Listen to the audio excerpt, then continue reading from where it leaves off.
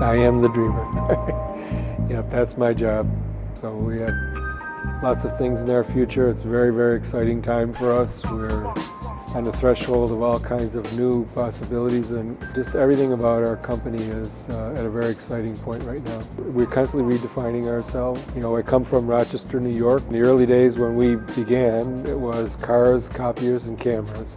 And today, if we had only that capability, we would be out of business. But we survived it by being innovators and by always adjusting to what we needed to be able to take the next opportunity. Well, I have a whole company of 150 people that do the doing.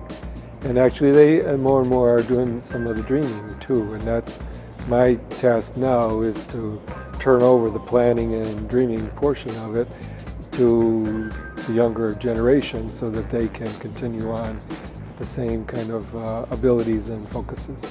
Because the tools are different, the potentials are different, the technologies are different, but the same passion for unique problem solving and accepting challenges that perhaps others would prefer not to.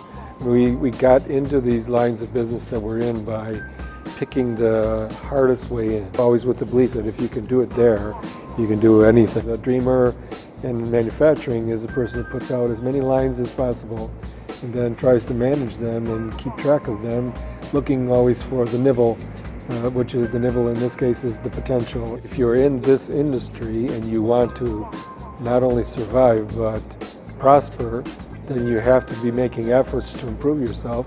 And this is where the information is. Whatever's happening and whatever is the most advanced is here. Get a reboot on tech that will blow you away. Catch your second wind, where dreamers and doers connect.